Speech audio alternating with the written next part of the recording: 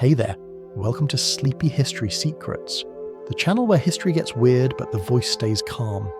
Tonight we're exploring a story that's older than empires, stranger than medicine, and calmer than most religions ever managed to be. It's about a plant, humble, green, quietly persuasive, that somehow managed to become friend, fibre, medicine, and moral crisis all at once. Cannabis. Before you settle in, take a quiet moment to like the video or subscribe, but only if you truly enjoy falling asleep to humanity's bad decisions. And when you're ready, tell us in the comments where you're listening from and what time it is right now. There's something oddly comforting about knowing how many of us are awake at the wrong hour, each in our own little corner of history. Now dim the lights, maybe let a fan hum softly in the background, and let's wander gently through time together, from Stone Age fires to Renaissance perfumes, following the long, fragrant trail of the world's most confusing plant. If your mind drifts, that's perfectly fine. We'll still be here, quietly unfolding the story. You begin in a cold plain somewhere around 5,000 years before the Common Era. Civilization is still more of a concept than a plan. People are experimenting with pottery, half-domesticated animals, and a long list of mistakes that would one day be called progress. The night is cold, the fire crackles, and somewhere, a forager tosses a handful of dried hemp onto the flames for warmth. A few moments later, they breathe in, blink at the stars, and forget why they came outside. Congratulations, humanity. You've just invented the accidental high. Archaeologists later find seeds and bits of hemp fibre in ancient graves, suggesting that even back then, someone thought this plant was too important to leave behind. Either it was a sacred offering to the spirits, or the prehistoric version of "don't bury me without my stash." Given human nature, it was probably both. In the beginning, cannabis wasn't about good vibes or self-discovery. It was about survival. The fibres made ropes and nets. The seeds could be eaten. The oil burned clean. It was the Stone Age version of a multi-purpose tool. Nature's green Swiss Army knife. You could wear it, tie things with it, or sail with it. And if you accidentally inhaled the smoke, suddenly the clouds got interesting. Imagine being the first person to realise that smoke could change your mind. No one to explain what was happening, no snacks nearby, no Bob Marley to guide you through it, just you, a campfire, and a sudden, profound appreciation for the sound of wind. Early humans didn't think they were getting high. They thought the gods were sending better reception. From that single puff, an entire human relationship began, one that would span millennia, cross borders, start empires, and confuse lawmakers forever. The plant didn't need to be tamed. It simply watched us build a world around it. We cultivated it, worshipped it, banned it, and kept coming back anyway. It's easy to forget how much hemp did for early humans. Those rough fibres wove the first clothes and held the first shelters together. When you picture the dawn of civilization, you're probably imagining stone tools and firelight. But you should also picture rope. Rope that didn't rot. Rope that didn't break. Rope that turned raw chaos into a tent, a trap, a raft. That rope came from cannabis. Some of the earliest villages were practically wrapped in it. People slept on hemp mats, wore hemp fibres, and probably didn't realise that their daily survival depended on a plant that could also make them see patterns in the sky that weren't there. Humanity's first civilization, in a way, was sponsored by weed. Not the smoked kind, but the sensible kind. There's a strange poetry in that. A single species of plant offered food, fabric, fuel, and eventually a small vacation from reality. It didn't even try to hide its generosity.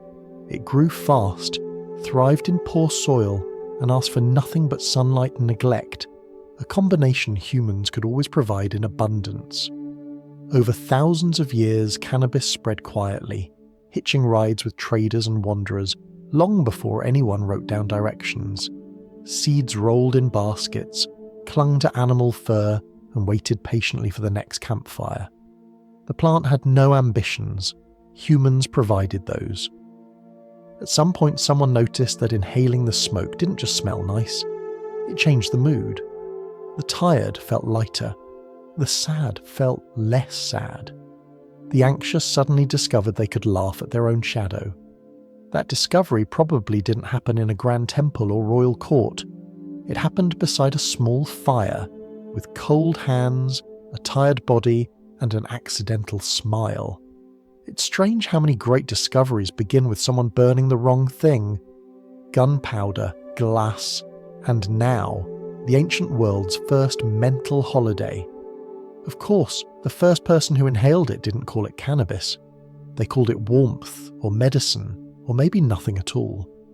But from that moment, the plant began its long career as both healer and suspect.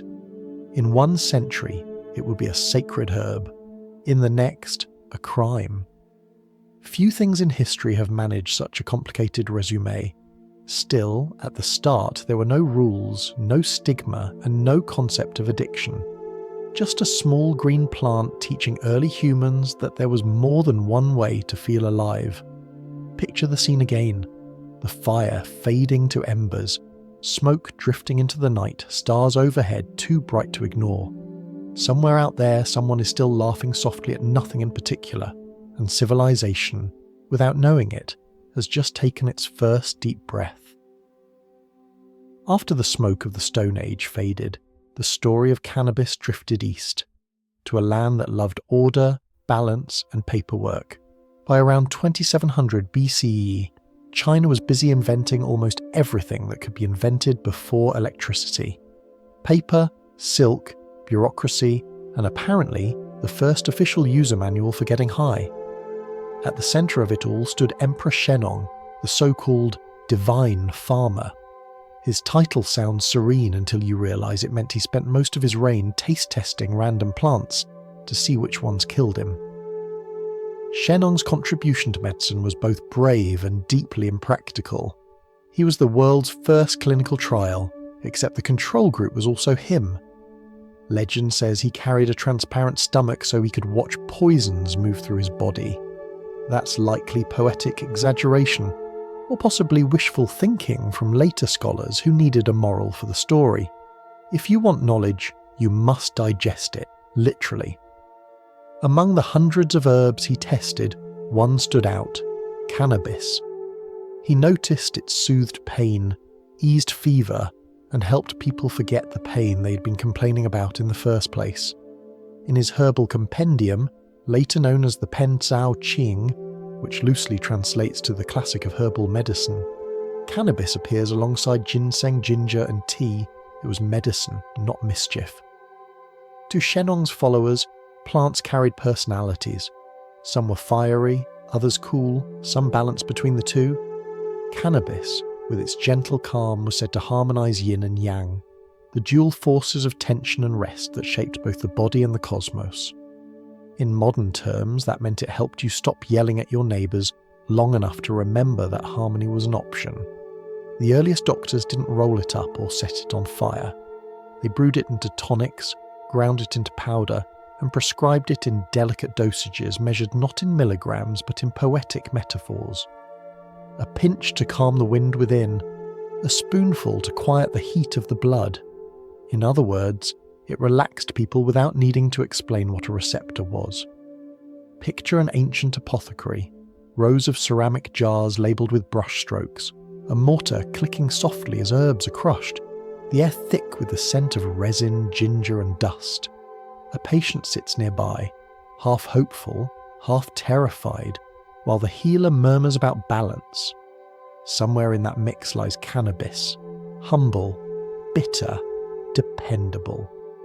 What makes this period remarkable is how casually advanced it feels. While most of the world was still trying not to die of cold weather, Chinese physicians were already cataloguing the subtleties of mood. They didn't separate physical pain from spiritual exhaustion. To them, a headache and heartbreak were part of the same imbalance, and a plant that soothed one might soothe the other. Cannabis became an herb for both body and temperament. Its presence spread quickly across the empire's daily life. farmers grew vast fields of hemp for rope, cloth, and paper. Fishermen twisted its fibres into nets strong enough to outlast storms. Monks copied sacred texts on hemp paper that smelled faintly of smoke and wisdom. Somewhere, an official probably complained about budget cuts while sitting on a hemp cushion, wearing hemp shoes, and writing the complaint on hemp parchment. It's almost funny that the same plant building the empire's infrastructure was also listed in its medicine cabinet. You could wear cannabis, sleep on it, fish with it, and heal with it. It was less of a crop and more of a lifestyle. A house could be practically made of the same material that comforted its occupants through fever. And yet, for all its practicality, there was mystery. Taoist thinkers, the spiritual experimenters of the age, noticed that burning cannabis resin during meditation seemed to make their minds wander in particularly interesting directions. They described it as opening the gates of perception, a poetic way of saying they got high enough to hear their own thoughts in stereo. These monks didn't chase pleasure, they chased immortality, which might sound ambitious but was really an elaborate form of denial about aging. Cannabis incense, they believed, let them converse with spirits and peek briefly beyond the curtain of mortality. It was not a party drug, it was a theological research tool. Meanwhile, the Confucians, who prized order and duty above all else, frowned upon such enthusiasm. To them, enlightenment was a matter of proper conduct, not herbal fog.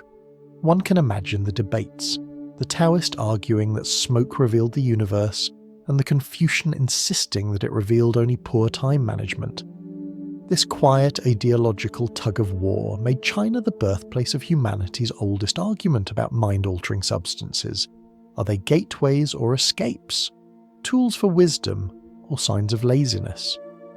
The answer, of course, depends on whether you're meditating or grading paperwork.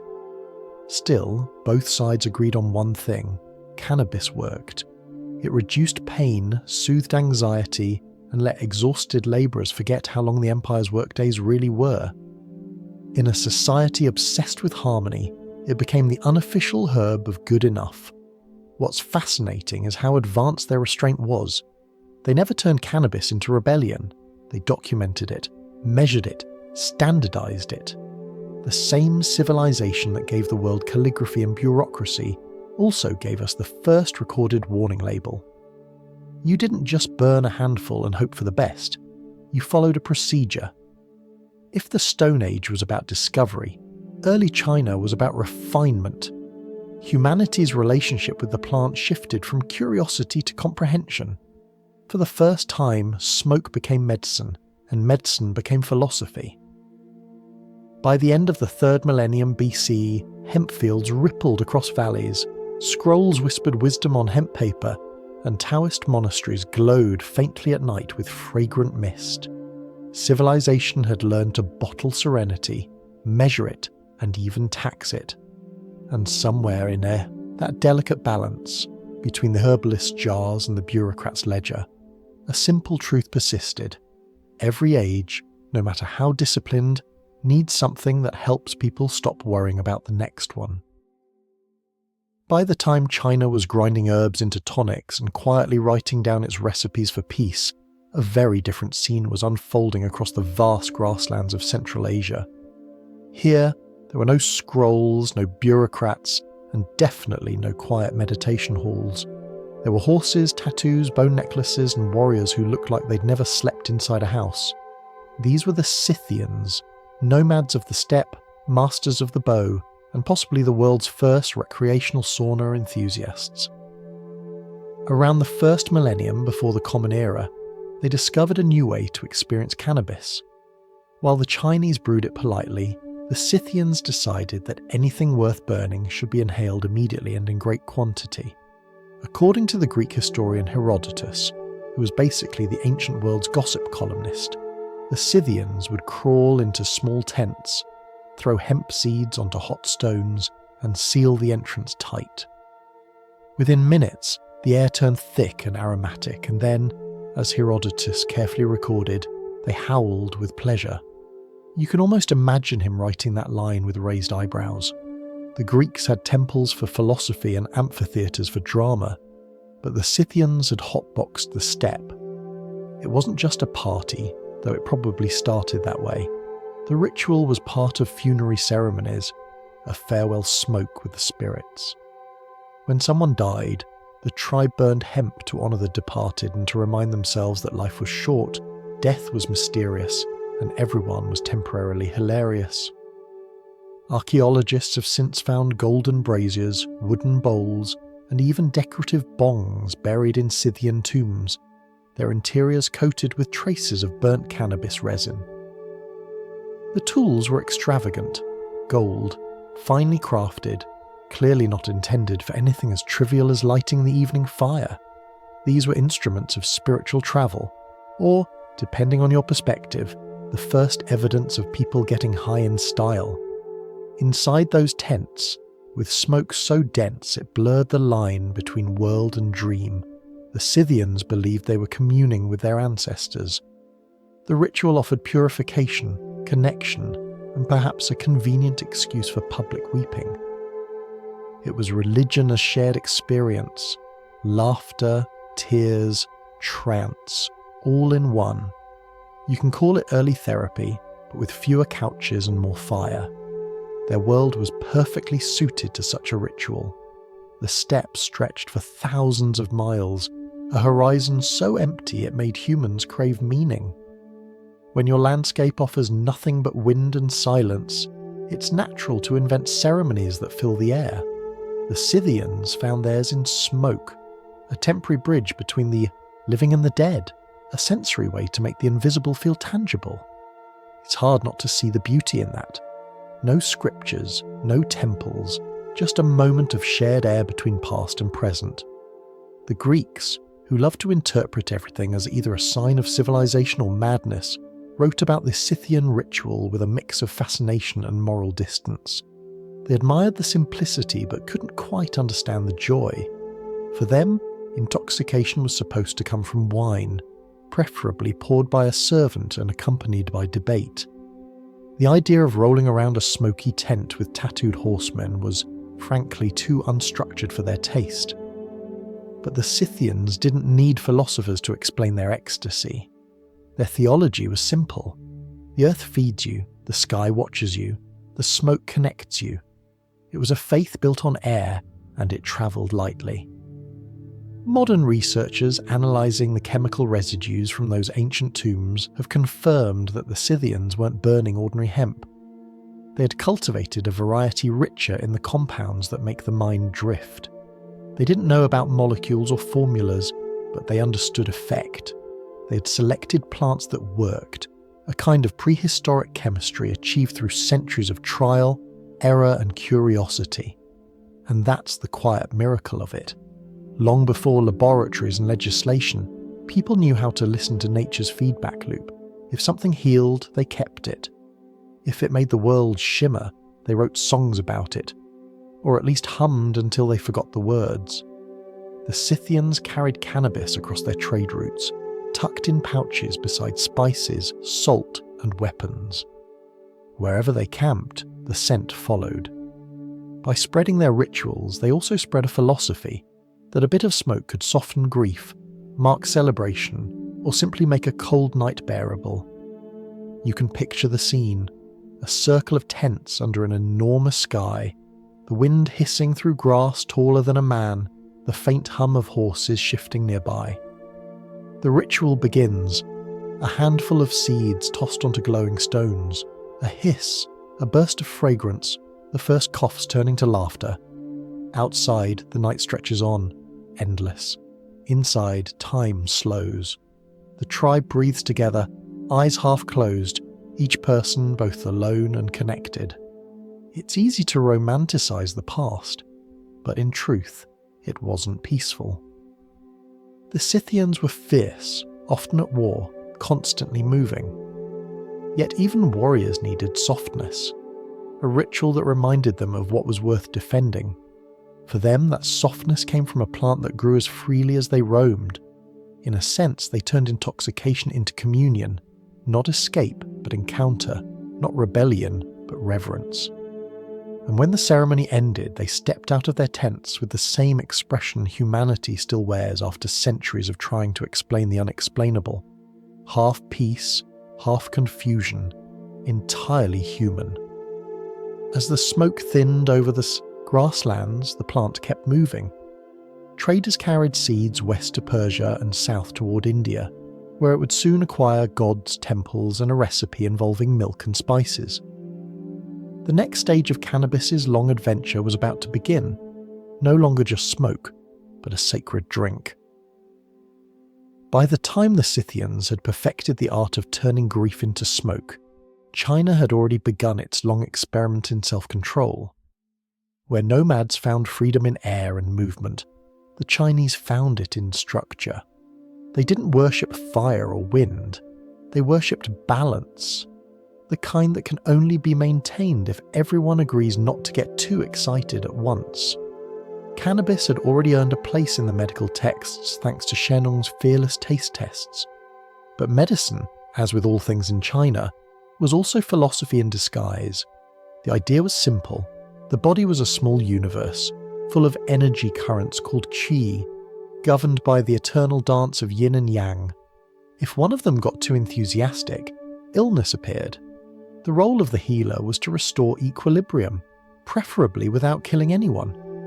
In that framework, cannabis wasn't just an herb, it was a reminder of moderation itself, calming, steadying, the plant version of taking a deep breath.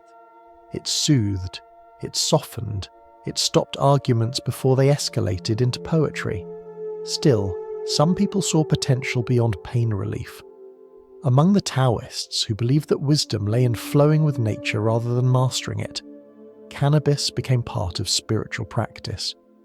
In certain monasteries and mountain retreats, priests would burn the dried resin as incense before meditation, letting the fragrant smoke drift through stone halls and slow the heartbeat to a contemplative rhythm. They called it listening to the emptiness. To them, silence wasn't absence. It was information arriving without sound. The smoke simply made the message easier to hear. One Taoist text described it as a means to see beyond the gate. That phrase later caused centuries of debate. Was the gate the body, the mind, or the boundary between life and death? Perhaps it was all three. The important thing was that for a few moments the meditator could feel less separate from the world, and more like a ripple in the same cosmic pond. It wasn't intoxication in the modern sense. It was clarity by other means. You didn't chase pleasure, you waited for understanding to stroll over. Meanwhile, the Confucians were having none of this. They preferred their world tidy, hierarchical, and slightly anxious. A well-governed state in their eyes depended on sober minds and predictable moods. Smoke of any kind, unless it came from incense at an ancestor's altar, looked suspiciously like a threat to productivity. Confucius himself never mentioned cannabis, but he didn't have to. His entire philosophy was an argument against distractions. If the Taoists asked, "What is the nature of being?" the Confucians replied, "Why aren't you at work?" It was the world's first culture war, fought not with armies but with tone. On one side, wanderers seeking enlightenment by staring at clouds. On the other, scholars perfecting handwriting so beautiful it could shame you into compliance. Both wanted harmony, but they disagreed on how to get there. The Taoists inhaled it, the Confucians scheduled it. Imagine the debates in candlelit courtyards, a Taoist smiling faintly saying, "Reality is an illusion." A Confucian frowning, answering, "So is your career if you keep talking like that." Yet beneath the surface disagreement lay a shared assumption that the human spirit could be shaped, trained and improved, like a bamboo flute carefully carved to hold breath without breaking. Cannabis fit naturally into that metaphor. Whether as medicine or incense, it reminded people that stillness was a skill worth practicing, and practice they did. Taoist temples became laboratories for serenity. The air shimmered with burnt resin and the faint ring of bronze bells. Outside, in the villages, people still used hemp for rope, clothing and paper, never realizing that the same fibers connecting their roofs were also connecting their souls. That duality is what made ancient China's relationship with the plants so remarkable. There was no contradiction between sacred and practical, between field and temple. A farmer could harvest hemp in the morning, while a monk burned it for meditation that evening. It was all part of the same rhythm: work, rest, reflection, repeat. Of course, harmony rarely lasts. The empire grew larger, busier, louder. Cities filled with merchants and officials. The new problem wasn't pain or ignorance. It was noise. Meditation became a luxury, patience a rare commodity. By then, Confucian bureaucracy had won the cultural argument. Taoist temples shrank back into the mountains, and cannabis returned to its quiet medical role, waiting for another civilization to rediscover its other talents. Yet, the Taoist influence lingered. Even the strictest official might light incense at dusk and stare at its twisting smoke, feeling, for a moment, that elusive sense of alignment between self and sky. They would never admit it, but in that moment, they were closer to Taoist wisdom than to their own regulations. It's ironic that one of humanity's earliest debates about mind-altering substances wasn't about morality, but about method. Both sides wanted peace. One thought peace was earned through effort. The other thought peace was what remained when effort stopped. The plant didn't choose a side. It just kept growing. When we look back now, across 4,000 years of philosophical argument and state policy, the pattern feels familiar. Every age finds its own way to chase calm, through rituals, routines, or substances. The tools change, the longing doesn't. So if the Scythians smoke to meet their ancestors, and the Taoists inhale to meet the universe, perhaps the real constant is this. People everywhere are just trying to find a way to stop time for a moment and feel whole.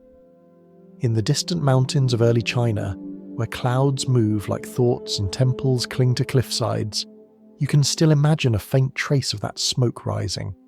Not as rebellion, not as indulgence, but as a quiet conversation between the body and whatever lies beyond it. As the smoke from the Chinese mountains drifted west, it eventually crossed deserts, rivers, and time itself, settling into a place where divinity was not something distant, but something that could be invited in for tea. India did not approach cannabis as a problem to be solved or a mystery to be explained. It treated it as a guest, one that arrived bearing laughter, relief, and occasionally the urge to dance for no reason at all. By around 1500 years before the Common Era, the plant had already become part of the Vedic world, where hymns were not just prayers but experiments in sound, rhythm, and cosmic resonance. The Atharva Veda, a text that mixed medicine with magic, listed cannabis among its 5 sacred plants, calling it a bringer of happiness, a liberator, and a protector against evil spirits, which is a formal way of saying it made people feel good and slightly invincible. In these verses, the plant was more than chemistry. It was a bridge between mortal confusion and divine calm. They called it bhang, a word that still carries both holiness and humour, and they consumed it not by smoking, but by drinking. The recipe was simple and somehow eternal. Grind the leaves and flowers, mix with milk, honey, pepper, and spices, and then share it among the faithful during festivals. It was religion, yes, but also hospitality. The gods, after all, were known to drop by unannounced. At the heart of this tradition stood Shiva, the wild ascetic, the destroyer and creator, the dancer whose steps kept the universe in rhythm. According to legend, he once wandered into the mountains after an argument with his family, exhausted and scorched by the sun. There, under the shade of a tall green plant, he rested. When he awoke, he plucked a few leaves, tasted them, and felt suddenly refreshed. From that moment, the plant became his favourite offering, his cosmic cup of calm. During the festival of Mahashivaratri, devotees still honour that legend. They fast, pray, and when evening comes, they drink bhang. The streets fill with colour, drums and music. Old men laugh like children. Children stare in wonder. And someone always insists that they can see the universe dancing. The air smells of cardamom, smoke, and roasted sweets. It is a sacred kind of chaos. A party thrown in the name of detachment. There is something disarmingly human about it all. Where other cultures turned intoxication into taboo, India folded it into devotion. Instead of hiding pleasure, it sanctified it. Shiva's followers didn't chase escape. They sought union, to dissolve, briefly, into the pulse of existence. The line between medicine, ritual and recreation blurred in the best possible way. Ancient healers prescribed bhang for fever, digestion, anxiety, and the occasional crisis of faith. Philosophers drank it before long debates, poets before longer ones. Soldiers took it before battle, not for courage exactly, but for perspective, because nothing shrinks the importance of an opponent like realizing you're both temporary. Still, it wasn't universal.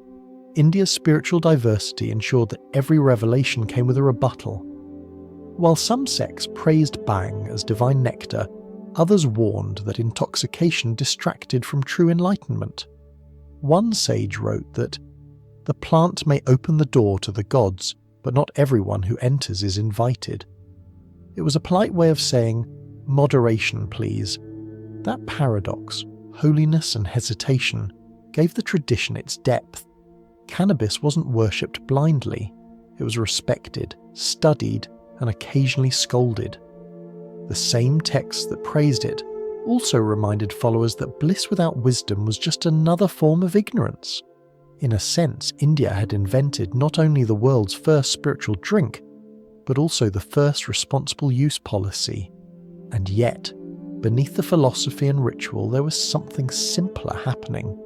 People were discovering that serenity could be shared, that a drink could turn strangers into friends, and prayer into a communal exhale. The same plant that stitched the Scythians' grief together was now stitching joy. If you close your eyes, you can imagine it. The golden dust of a festival afternoon, the riverbank crowded with pilgrims, the hum of hymns rising and falling like breath. A cup passes from hand to hand.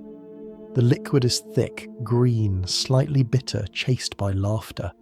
Someone begins a song that no one quite remembers the words to, and somehow everyone joins in. It's easy to romanticize it as mysticism, but it was also practical. Life in ancient India was harsh. Heat, famine, war, disease. The average day contained enough uncertainty to make even a philosopher consider a nap.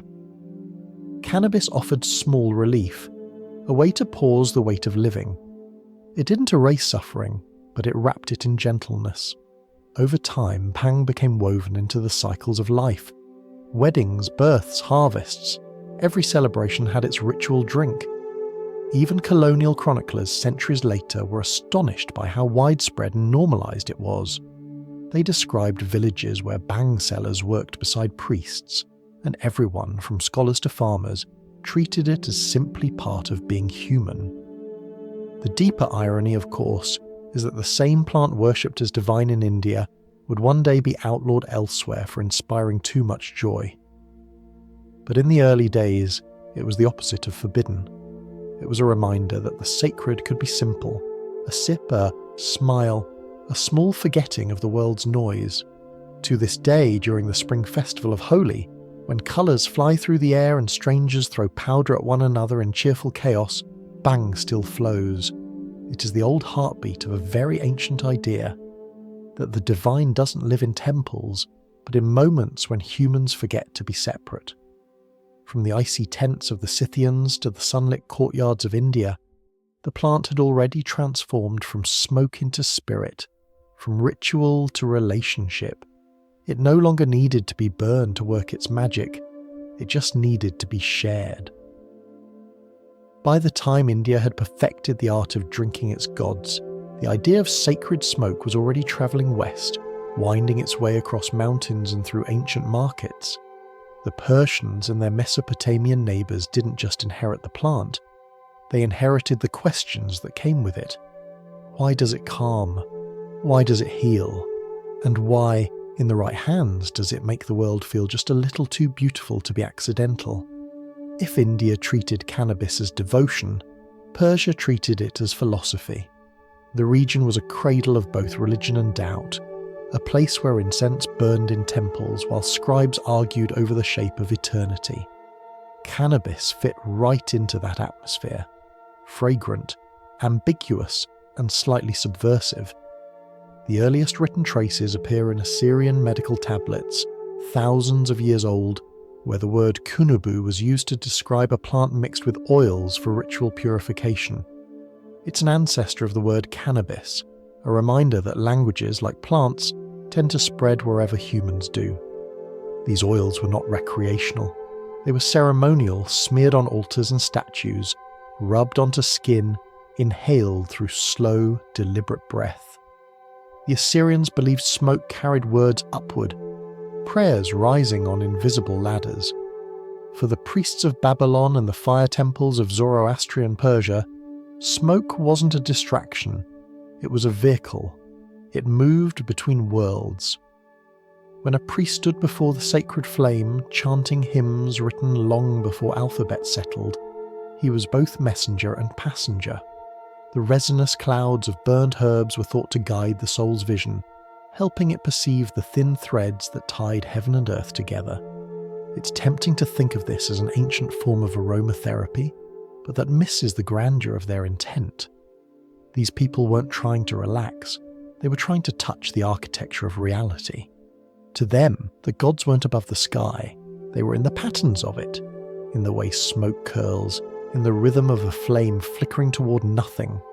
Cannabis, along with frankincense and myrrh, was simply a tool for seeing what eyes alone could not. Still, the human element crept in. Not every temple practitioner was a mystic. Some were just bored. There are fragments of old letters and complaints, priests accused of misusing the smoke, of staying too long at the altar, of seeing too many visions not listed in the official schedule. One can almost hear the exasperation of an ancient supervisor. You were supposed to invoke the dawn, not paint it. The Persian Empire, vast and cosmopolitan, tolerated a lot but not chaos. Religion was supposed to unify, not improvise. Yet cannabis seemed to encourage improvisation. The more freely it was used, the more interpretations appeared. Was the altered mind divine, or merely undisciplined?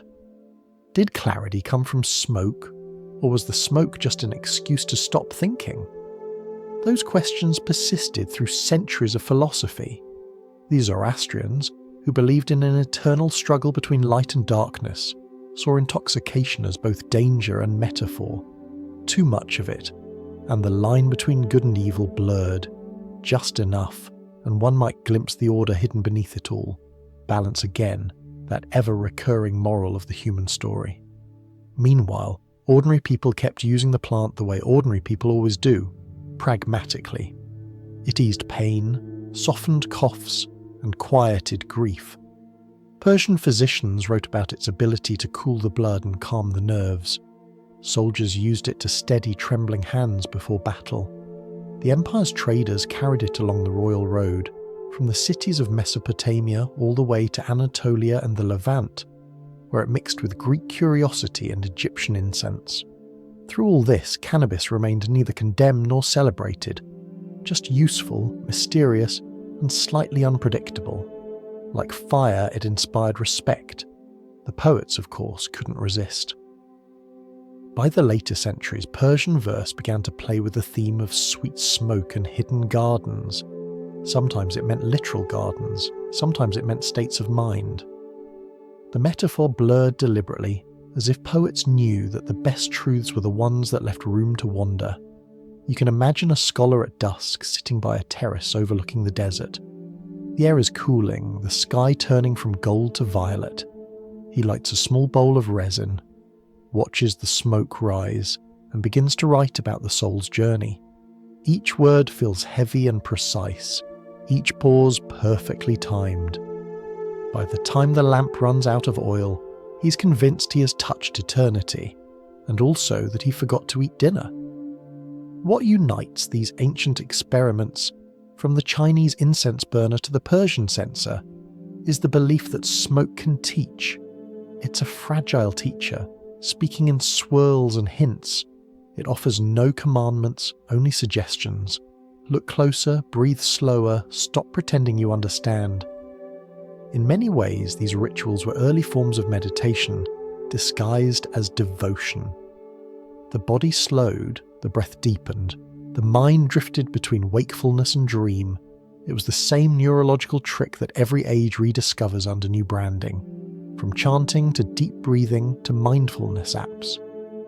The difference is that the ancients didn't sell subscriptions. By the time the Achaemenid kings ruled Persia, the plant had become both sacred and suspicious, respected but carefully contained. The empire thrived on order, and anything that loosened that order needed supervision. And so, like everywhere else, cannabis slipped quietly from ritual into habit, from the temples to the kitchens, from priests to healers to poets.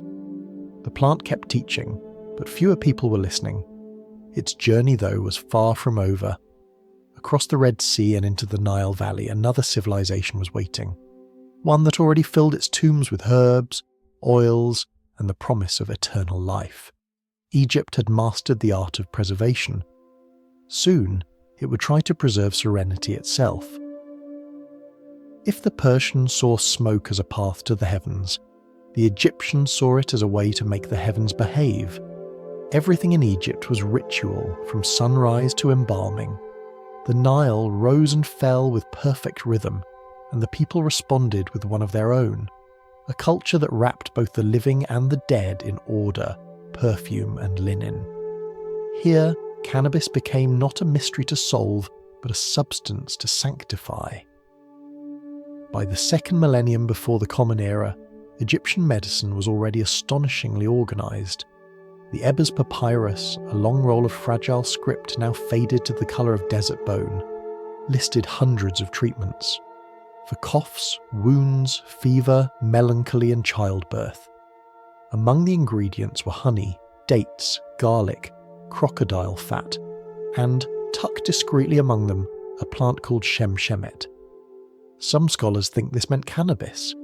Others argue it was another fragrant weed entirely. Egyptologists, it turns out, can argue about anything, even ancient vocabulary. Still, the recipes are intriguing. One mentions crushing the leaves, mixing them with honey, and applying the paste to ease pain and inflammation. Another refers to an oil used by midwives to calm women in labour, a gift of relief in an age where anaesthesia meant biting something and hoping for the best. Whether or not shemshemet was truly cannabis, the logic fits, a plant known to ease muscle tension and quiet the body's panic. In temples, the line between medicine and magic dissolved completely. Priests burned mixtures of herbs to cleanse sacred spaces, creating clouds so thick they softened the edges of statues and turned the light itself into incense. A worshipper approaching the altar might not have known whether the sensation filling their lungs came from devotion or chemistry. For the Egyptians, that distinction didn't matter. If the gods could smell it, it was holy. Cannabis, if present, would have blended naturally into this symphony of scent. It had the same resinous note as myrrh, the same calming undertone as lotus. Its smoke mingled with others, not as rebellion, but as ingredient. The Egyptians understood that holiness wasn't in isolation, it was in mixture. Everything in their world worked by combination, body and spirit, art and science, plant and prayer. Even the process of mummification echoed that belief. To preserve a body, embalmers used resins, oils and spices. Some of those preserved samples, when tested thousands of years later, showed traces of compounds found in cannabis. Not enough to declare the pharaohs stoned, but enough to suggest that the same plant used to comfort the living also followed them into eternity. The dead apparently travelled well stocked. In daily life, Egypt smelled like its rituals. The air carried hints of oil and heat, reed and resin. Women perfumed their hair with cones of scented wax that melted slowly under the sun. Physicians walked with satchels full of herbs that could cure, numb, or simply make waiting for either feel shorter. If someone had asked where medicine ended and perfume began, no one could have answered. They were two names for the same mercy. The most human stories in those scrolls come from childbirth. It was dangerous, frequent, and deeply feared. Mothers-to-be prayed to Taweret, the goddess with a hippo's head and a lion's claws, who guarded the moment when life crossed into the world. Midwives whispered spells and rubbed oil onto aching skin. Somewhere in those quiet homes, with their mud walls and flickering lamps, someone realized that this particular herb brought calm to body, to breath, to fear. You can imagine the scene, the cries softening, the air thick with warmth and incense, the hum of prayer. A small plant doing its quiet work while everyone else thanked the gods. History remembers the names of the gods. It forgets the name of the plant. But the relief was real. Egypt's genius lay in making the temporary feel eternal. Every act, from farming to healing, was framed as participation in divine rhythm. Cannabis fit naturally into that worldview because it didn't promise escape. It promised balance. It didn't overthrow pain, it negotiated with it. When you think of the great monuments of Egypt, you picture stone, vast, immovable, forever. Yet beneath those stones lay an entire invisible world made of smell and sensation, smoke, balm, sweat, and spice. For every pyramid built for eternity, there were 10,000 small rituals performed just to make tomorrow bearable. The Egyptian approach to medicine was never clinical in the modern sense. There were no formulas or symbols, no laboratory notes, only observation and trust. If it soothed, it stayed. If it didn't, it was forgotten. Over generations, the effective remedies became legend, and the legends became scripture. That's how cannabis slipped quietly from plant to myth, from field to papyrus, from herb to hymn. Even when Egypt began to fade under Persian, Greek, and Roman rule, its herbal traditions endured. The conquerors built new temples but kept the old recipes. Somewhere in Alexandria, as scholars debated geometry and star charts, a physician still stirred oil with a wooden spoon, adding a leaf that smelled faintly of comfort. The empire changed, but the pain of being human did not. There is a certain poetry in knowing that one of history's greatest civilizations, a culture obsessed with permanence, also embraced something as fleeting as smoke. It reminds you that endurance doesn't always mean rigidity. Sometimes it means repetition. 1,000 tiny moments of relief, renewed daily until they outlast dynasties. By the time Rome's ships began to crowd the Mediterranean, carrying wine, glass, and gossip, the Egyptian wisdom about herbs had already travelled with them. The empire would adopt the plant too, though characteristically it would focus less on spirituality and more on utility. Hemp ropes for sails, oil for lamps, seeds for food. The Romans had little patience for mystery, but even they couldn't entirely resist a plant that refused to stay ordinary.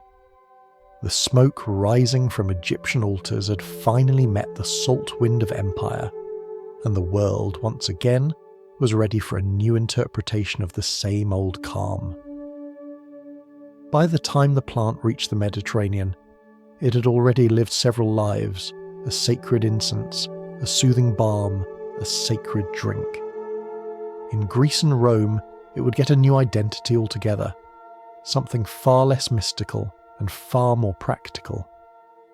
These were societies that believed the world existed to be improved, preferably by argument, commerce, or conquest.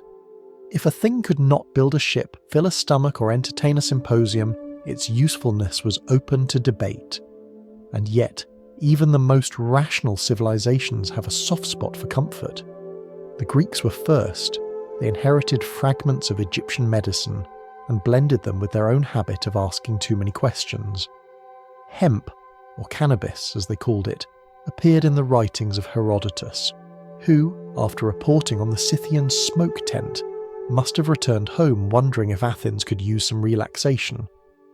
Later, Greek physicians began cataloguing the plant's properties with admirable seriousness. Dioscorides, in his great medical manual De Materia Medica, described it as an herb that dulls pain and cools inflammation. Pliny the Elder agreed, though he added that overuse might dull the senses, a polite ancient way of saying, don't overdo it. For most Greeks, however, cannabis was not a path to enlightenment but a tool: medicine, fibre, food. Farmers valued its tough stalks for rope, sailors used its cords to lash sails, and healers prescribed its seeds to treat earaches and swelling. The philosophers, of course, couldn't resist discussing it in broader terms. They saw in its dual nature, useful and pleasurable, a metaphor for humanity itself, capable of reason yet constantly distracted. Imagine a small Greek town on the coast, sun-bright and humming with flies. A fisherman returns from sea, his hands blistered. The local healer grinds seeds into a paste, wraps them in cloth, and presses it gently against the wound. Nearby, someone is weaving rope, the fibres rough and golden, smelling faintly of green. It's not a grand temple ritual, but it's civilization in motion, the plant quietly holding everything together. The Romans, ever efficient, took this practicality and multiplied it. To them, hemp was the skeleton of empire. It bound sails, tied tents, and patched armour. The phrase, strong as hemp, became literal truth. Roman warships relied on it, their masts strung with ropes spun from fields that stretched from Gaul to North Africa. When a Roman fleet set sail, it wasn't powered by wind alone, it was powered by plants. Roman doctors continued the Greek medical tradition. Galen, the empire's most famous physician, noted that hemp seeds, when eaten, brought cheer and relaxation, but warned against taking too much. He observed, with clinical detachment, that those who consumed large amounts were prone to warmth of the head and sudden laughter, which, coming from Galen, is practically a rave review. But the Romans were not sentimental about their remedies. In a world that ran on conquest, efficiency was a virtue. If hemp could be used for rope, it was rope. If it could treat pain, it was medicine. If it could cause laughter, that was tolerated only at festivals, and preferably under supervision. Pleasure was fine, as long as it didn't interrupt productivity. Still, there were moments when the Romans let their guard down. Banquets, for example, where indulgence was an art form. The wealthy decorated their tables with silver, their minds with wine, and their evenings with conversation that ranged from the absurd to the profound. Cannabis occasionally appeared as an exotic curiosity, imported, misunderstood, and likely overcooked. Some scholars suggest that Roman cooks experimented with it in sweets or oils, though no recipe survives that would pass a modern kitchen test. The irony, of course, is that while the empire was suspicious of intoxication, it was built on the same principle: expansion, spectacle, control, all forms of collective addiction. The Circus Maximus offered adrenaline, the baths offered sensory bliss, the Senate offered moral debate and the thrill of pretending it mattered. Rome didn't need cannabis to get high, it had power. Yet like every empire before and after, it found subtle ways to relax its rules. Hemp fields lined the rivers, their fibres feeding workshops and war machines. Markets sold oil pressed from hemp seeds as lamp fuel, a literal source of enlightenment. And somewhere, in a quiet corner of the empire, a physician mixed herbs for a patient's pain, adding a pinch of something green that had travelled farther than any soldier ever would. Culturally, the plant mirrored the empire's evolution, from spirituality to utility, from wonder to routine. It wasn't worshipped or feared, just woven into daily life, until people stopped noticing it. That might be the truest form of acceptance. when something becomes so familiar that no one thinks to argue about it. But familiarity breeds forgetfulness. By the time Christianity began its long march through the empire, anything associated with pleasure or pagan ritual started to look suspicious. Incense, once divine, became indulgent. Herbs once sacred were now temptations. The old Roman pragmatism gave way to moral bookkeeping. The church would inherit the hemp fields, but not the humour. If the Greeks intellectualised cannabis and the Romans industrialised it, the early Christians sanitised it. A new age was dawning, one that would judge joy more harshly than sin. Yet the plant endured, as it always did, quiet and patient. Empires rise and fall. Hemp simply grows. In a sense, the ancient Mediterranean gave the plant its most lasting role, the invisible infrastructure of civilization. It became rope, sail, parchment, the literal threads of history. Without it, there might have been no scrolls to preserve philosophy, no ships to spread it, no paper to write it down again. The world owes its recorded memory in part to a weed that refused to stay in the garden.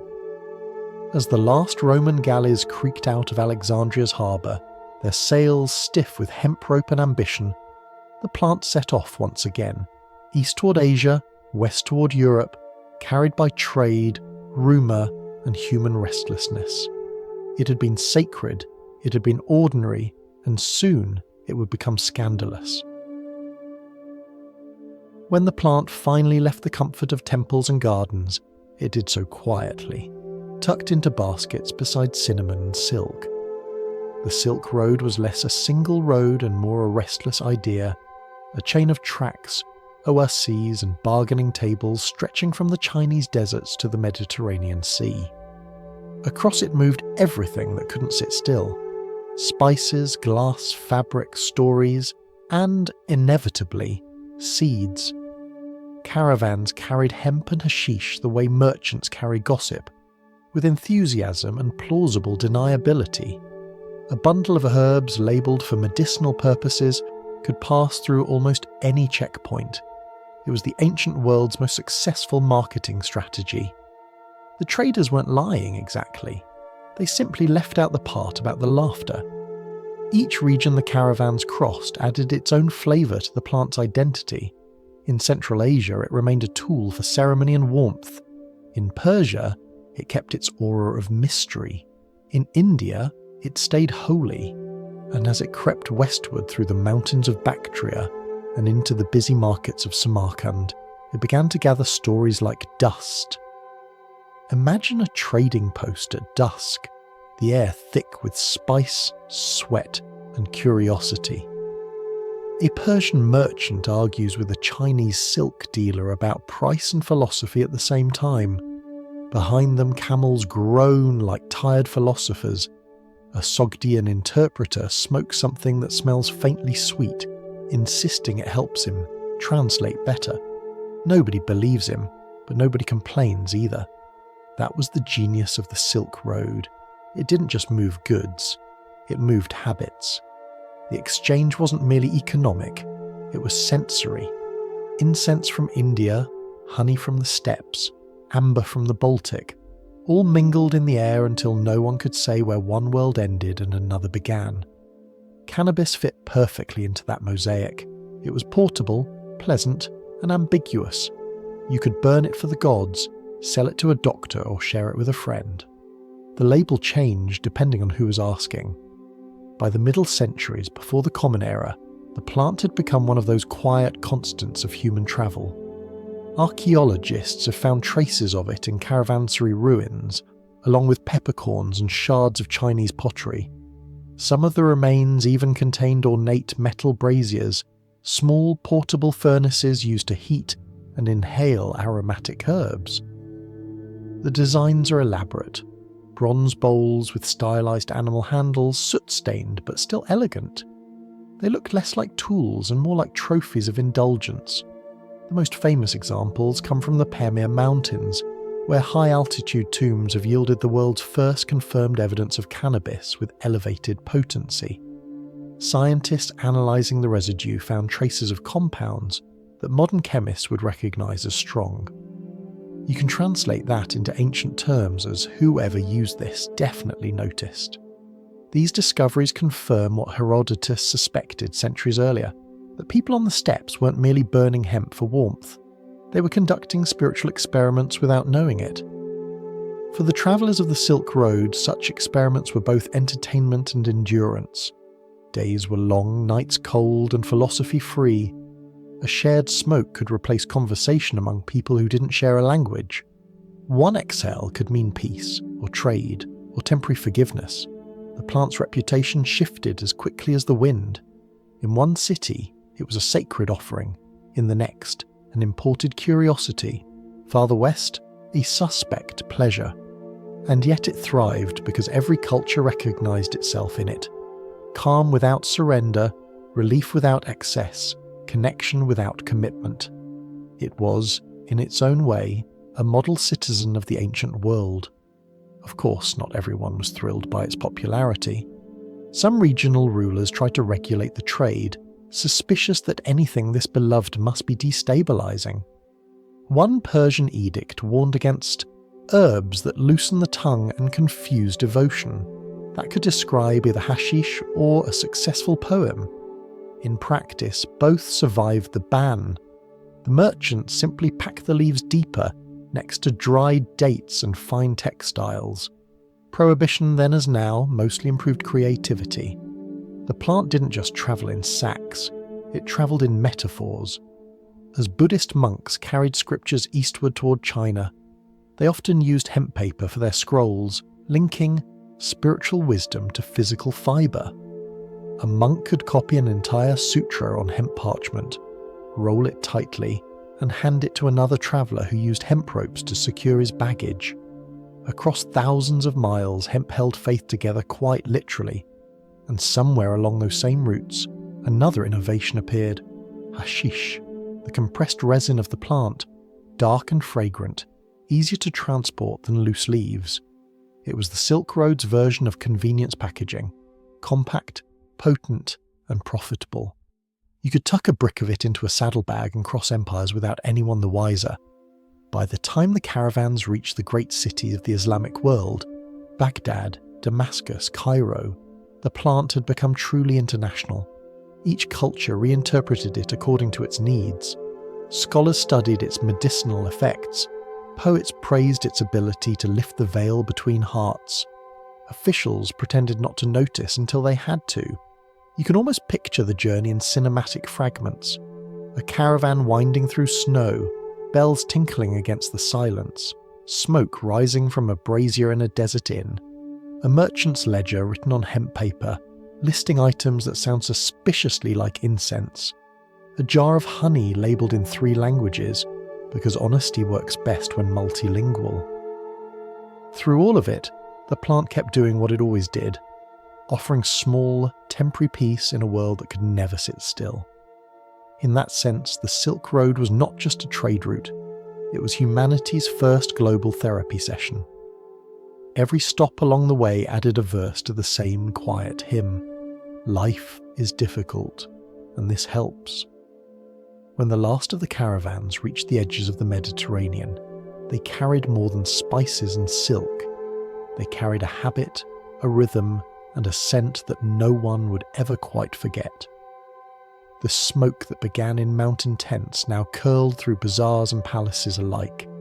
And as history so often proves, once people learn to share something that makes them feel calm, borders become suggestions. As the caravans faded into legend and the Silk Road's dust began to settle, the plant found its most poetic refuge in the cities of the Islamic world. In the glow of the 9th to 13th centuries, when calligraphers, physicians, and philosophers filled the libraries of Baghdad and Cairo, cannabis quietly reinvented itself once again. It slipped from the merchants' saddlebags into the hands of mystics, people who had long been searching for a shortcut to God. Islam by this time had a complicated relationship with pleasure. Wine had been clearly forbidden, gambling condemned, but plants, Well, the holy text was silent on those. The Quran spoke of intoxicants in general terms, but cannabis was not wine. It was a loophole, green, fragrant and persuasive. And as history shows, whenever a religion leaves a loophole, someone eventually builds a monastery around it. The Sufis were not a single group but a broad fellowship of seekers, poets, dancers, ascetics, philosophers, all attempting to experience the divine not through law, but through love. For them, prayer was not enough. They wanted union, an intimacy so complete that language broke down. And for some of them, hashish became one of the tools for that transcendence. Hashish, the concentrated resin of the cannabis plant, was the Silk Road's most refined export. It didn't need to be burned, it could be eaten, dissolved in oil, or crumbled into sweet pastries. Its effect was slower, deeper, and, at least according to the poets, more musical. In the courtyards of Damascus and the gardens of Baghdad, gatherings would begin at dusk. Soft music, quiet laughter, the smell of sugar and spice drifting in the air. Then the discussions would start about God, the soul, the nature of joy. These were not wild parties, they were philosophical picnics with a side effect. The Sufi writers described the experience not as intoxication, but as remembrance.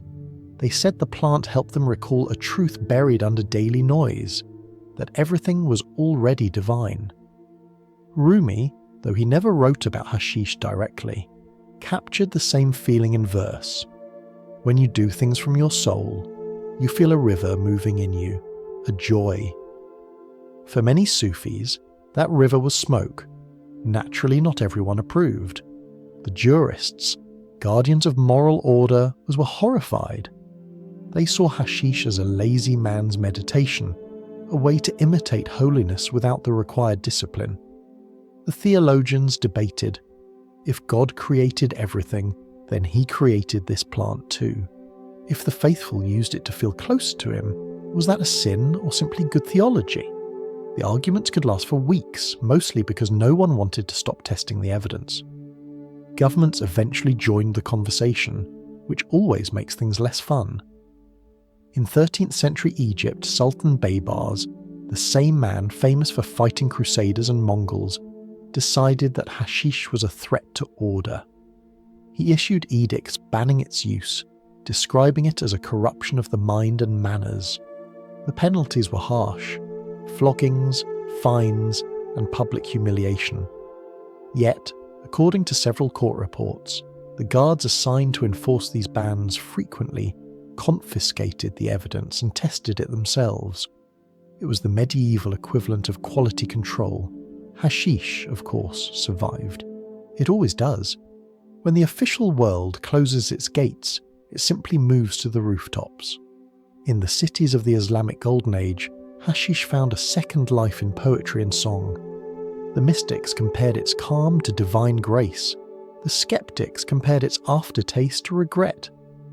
Between those extremes, ordinary people just used it to get through the evening. Labourers chewed it for strength, musicians smoked it for rhythm, and old men used it to remember what youth had felt like. In those centuries, the plant also acquired its distinct aesthetic. The golden brown blocks of pressed resin that glowed like amber under lamplight. Travellers wrote about hashish dens where smoke curled into intricate patterns and storytellers swapped tales until dawn.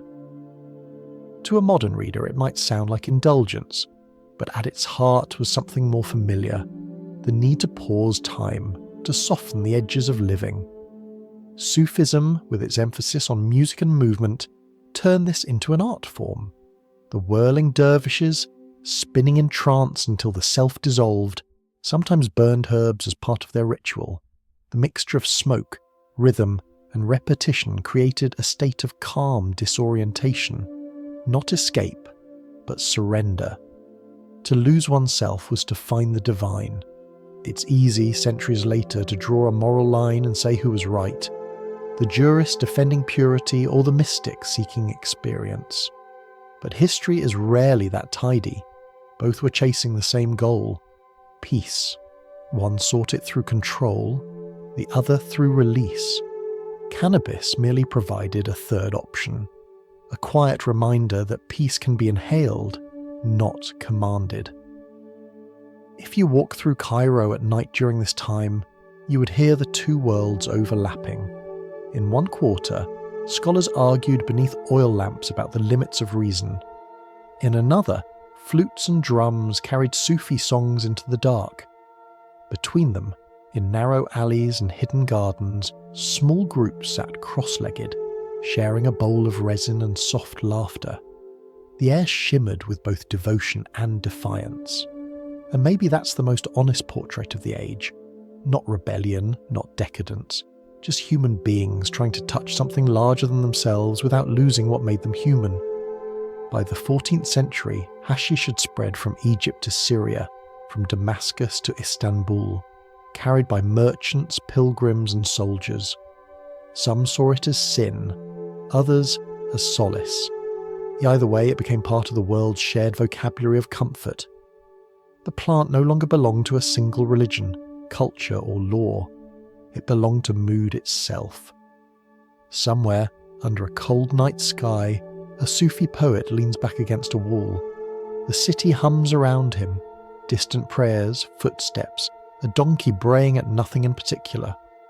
A small coal glows at his feet, the smoke rising like a prayer with no destination. He closes his eyes, smiles faintly and whispers to the air, "Everything is divine, even the waiting." Every great story eventually produces a rumour, and every rumour given enough retelling becomes a legend that refuses to die. For cannabis, that legend was born in the steep mountains of northern Persia, where stone fortresses clung to cliffs and the air smelled of secrecy. It is here that history met myth and produced one of its most persistent misunderstandings, the tale of the Hashashin, or as it would echo through centuries, the assassins. The story began with a man named Hassan-i-Sabah, a scholar turned revolutionary who founded a movement known as Nizari Ismailis. They were a branch of Islam that believed in knowledge, strategy, and, when diplomacy failed, selective violence. From their fortress at Alamut, perched high above the valley like a stone bird, they resisted empires for nearly 200 years. Their soldiers were famous for two things: absolute loyalty and unnerving patience. They didn't fight wars, they waited for perfect moments, and then they struck. Their enemies, of course, could not believe such precision came from mere discipline. It had to be sorcery, or drugs. Enter the rumour that Hassan controlled his followers by giving them hashish, transporting them into paradise with its effects, and then convincing them that obedience would grant them permanent access to that same bliss. It was a brilliant piece of propaganda, one part moral panic, one part admiration, and entirely untrue. No record from within the Ismaili community ever mentions hashish. The name Hashashin likely began as an insult, a word hurled by enemies who thought heretics wasn't dramatic enough. Later, when European crusaders encountered these mountain warriors, they misunderstood the word entirely and brought it home as assassin. It sounded exotic and terrifying, so naturally it caught on. And so, through a mix of mistranslation and medieval marketing, an herb became synonymous with political murder. It's ironic, really. The people accused of being intoxicated were in fact some of the most disciplined tacticians of their age. The legends claimed they staggered into battle half dreaming. In truth, they often died without hesitation, perfectly sober. Their strategy was psychological, make rulers fear the possibility of a dagger more than the dagger itself. Empires can fight armies, but they cannot fight doubt. Still, the myth stuck because it was too convenient. To the Crusaders, it explained away defeat. How else could a small sect defeat noble Christian knights except through intoxicated fanaticism? To medieval chroniclers, it provided entertainment, stories of gardens filled with pleasure, fountains of wine, and drugged initiates waking to the voice of their prophet. To later writers, it provided mystery. Marco Polo repeated the tale without question. European scholars embellished it until it read like a mixture of travel diary and cautionary fable. Even today, when someone says assassin, they unknowingly summon those mountains, that fortress, and that rumour. Language has a long memory for drama. The truth, however, is quieter. Alamut was not a den of smokers, it was a university of survival. The Ismailis studied astronomy, mathematics, and philosophy. Their library was legendary. When the Mongols finally destroyed the fortress in the 13th century, they burned thousands of manuscripts, works on medicine, geometry, and theology, erasing centuries of thought. The real intoxication of Alamut was knowledge, not hashish. Yet the irony endures. A plant that once symbolised peace became shorthand for killing. A word that meant devotion became a label for betrayal. It's a reminder of how stories travel faster than facts, especially when carried by fear. You can picture the scene that started it all. A foreign soldier standing at the base of the mountains, looking up at a fortress he cannot reach. He sees one of Hassan's men descending calmly into the valley, unarmed, smiling, perhaps even humming. Within days, that soldier's commander will die by dagger. The survivor tells the story later, his voice trembling. They must be bewitched, he says. They must be drinking something. And somewhere in the retelling, the word hashish slips in like smoke through a crack. That's how myth begins, not with invention, but with explanation. When humans face something they can't comprehend, they prefer a strange answer to none at all. It's easier to believe your enemy is high than to believe he's simply better prepared. In later centuries, the story would be retold by everyone from scholars to novelists. The Hashashin became symbols of both terror and freedom. Secret orders, cloaked assassins, hidden rituals, all drawn from a single misunderstanding. If the Scythians invented the first hotbox, the chroniclers of Alamut invented the first conspiracy theory. The real Hassani Saba would have likely found the whole thing amusing. He was a man who valued reason above superstition. To him, intoxication was ignorance. His motto, according to legend, was, "Nothing is true, everything is permitted." Not an invitation to chaos, but a challenge to think for oneself. The phrase was centuries ahead of its time, an early whisper of existential philosophy. It also makes an excellent summary of humanity's entire relationship with cannabis.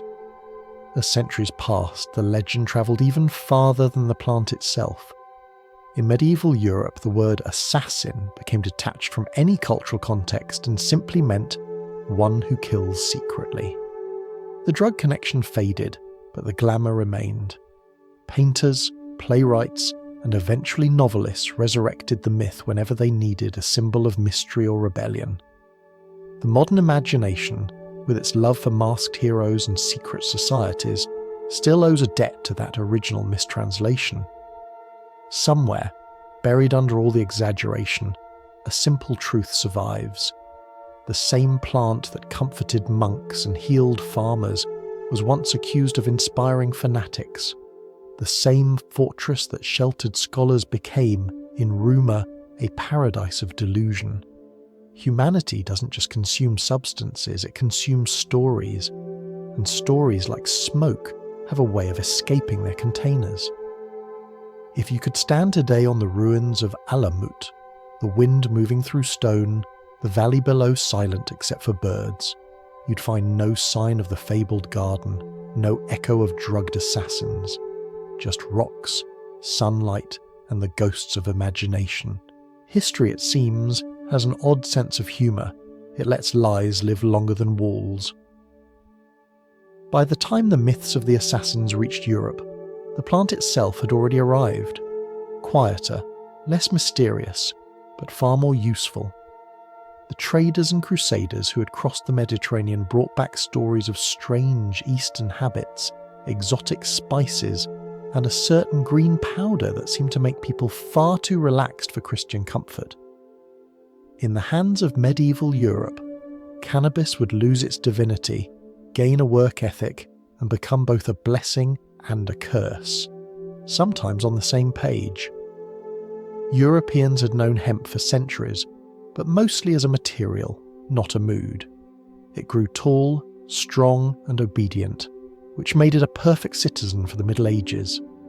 Its fibres turned into ropes, sails, and paper, the invisible scaffolding of civilization. The monks who copied scripture by candlelight did so on hemp parchment, the very plant that their sermons later condemned. It's one of history's more charming contradictions, the word of God written on the world's most adaptable weed. For ordinary people, hemp was everywhere. It bound shoes, patched roofs, lined clothes. A small village might depend on a single hemp field for everything from fishing nets to candle wicks. Even the word canvas comes from cannabis, a linguistic souvenir of its labour. But for most Europeans, it was merely another plant in the endless struggle to stay warm, dry, and alive. That changed when the Crusaders came home. They had seen the markets of Cairo and Damascus, smelled the sweet smoke curling above courtyards, heard whispers about hashish and its forbidden joys. They returned to their cold cathedrals with tales of laughter and visions, and like all travellers who come back from warmer places, they made the stories sound both fascinating and sinful. Soon the plant earned a new reputation, the devil's herb, the indulgence of infidels. Church scholars, already nervous about anything that smacked of pleasure, folded it neatly into their growing catalogue of temptations. The logic was simple. If it came from the East and made people smile, it was probably dangerous. Still, the hypocrisy was impossible to miss. While monks condemned indulgence from the pulpit, they continued to cultivate hemp in monastery gardens. They needed it for their paper, their ropes, and their medicine. Some apothecaries even sold it openly, noting its usefulness for pain, coughs, and melancholia. The same plant that was being denounced in sermons was quietly helping priests sleep through those same sermons. The medieval imagination loved clear categories: good and evil, light and dark, saint and sinner. Cannabis refused to pick a side. It was both structure and softness, both rope and relief. That ambiguity made people nervous. When an herb can build a ship and lift a mood, it blurs the line between work and pleasure, and in medieval Europe that line was holy ground. By the 12th century, moral panic found its footing. Church edicts began warning against herbs that soften the will, a phrase vague enough to include nearly everything enjoyable. The Inquisition had bigger concerns, of course, but the whispers were there, that certain plants led the mind astray, that smoke could invite demons. No one could prove it, but that never stopped anyone. Meanwhile, on the other side of morality, the age of exploration was quietly germinating.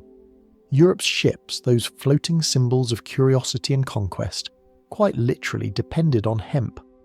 Each one required miles of rope, acres of canvas, and barrels of hemp oil for waterproofing. The plant that Europe feared in spirit was the same one carrying its ambitions across the sea. Without it, there would have been no Columbus, no Magellan, no empire, only well-behaved monks and stationary maps. It's one of history's smaller ironies that while priests called cannabis the devil's herb, their voyages of discovery were made possible by its fibres. Every sail that caught the wind toward the New World was a hemp tapestry of hypocrisy. Inside Europe's cities, the story was different. Apothecaries continued to use the plant quietly, calling it by safer names: chanvre in French, canapa in Italian. Herbalists listed it beside sage and rosemary, praising its ability to ease swelling and calm nerves. Even the most cautious church official had to admit that the plant was handy to have around. You could tie up your livestock with it in the morning and make ointment from it at night. That's efficiency even a theologian could admire. Yet suspicion lingered. The idea of intoxication, even mild, plant-based and mostly harmless, clashed with Europe's growing love of order. The church prized obedience, the guilds prized discipline, the nobles prized appearance.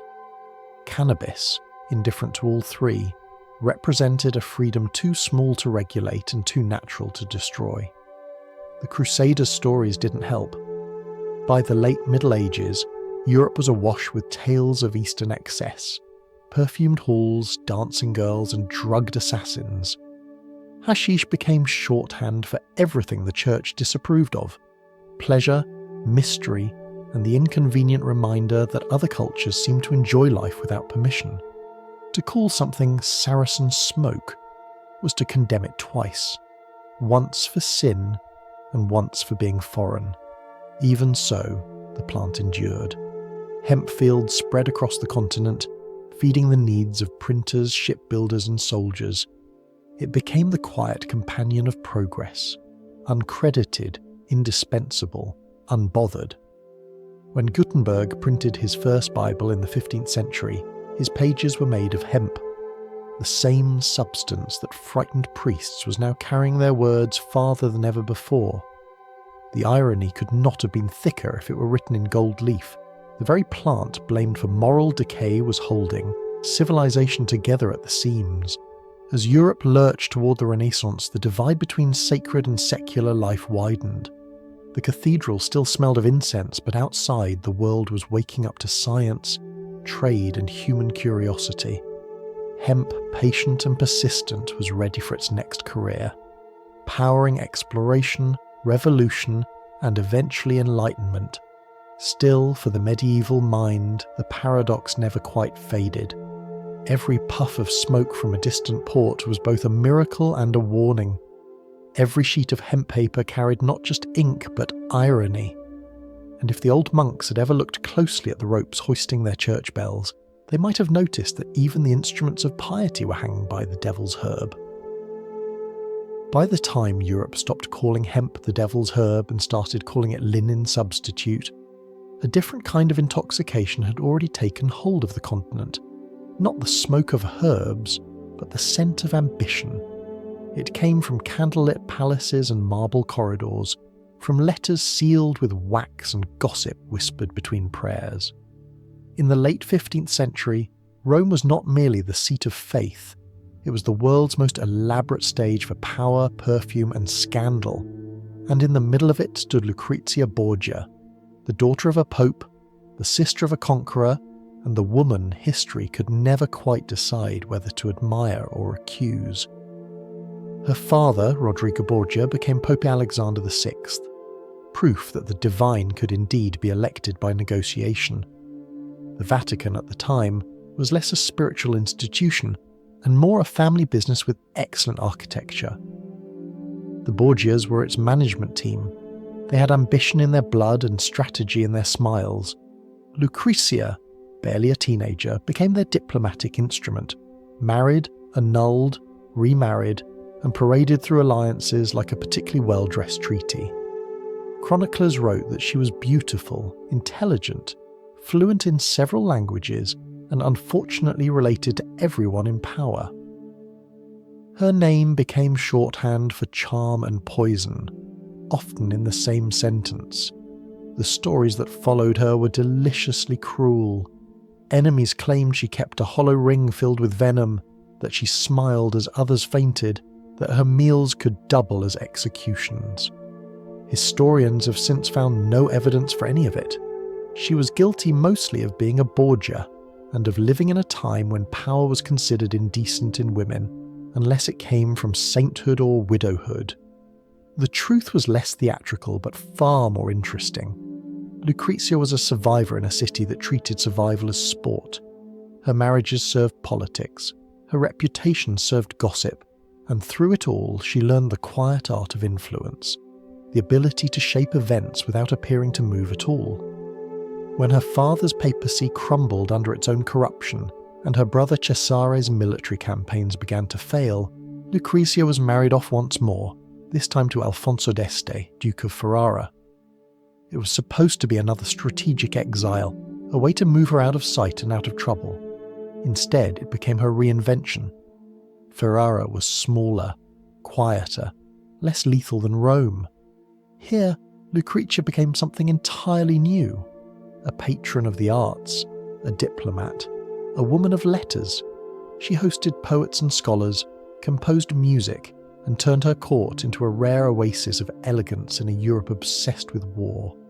Visitors described her as serene, gracious, and unfathomably composed, a human perfume whose presence lingered long after she left the room.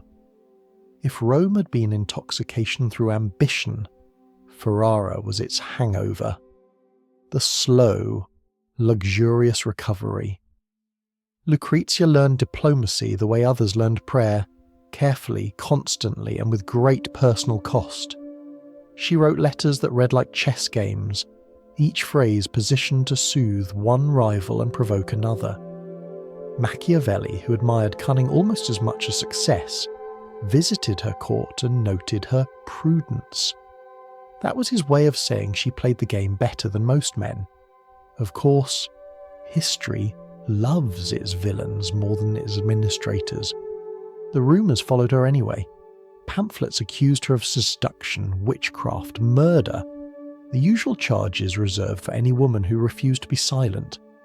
Artists painted her as an angel or a temptress, sometimes both on the same canvas.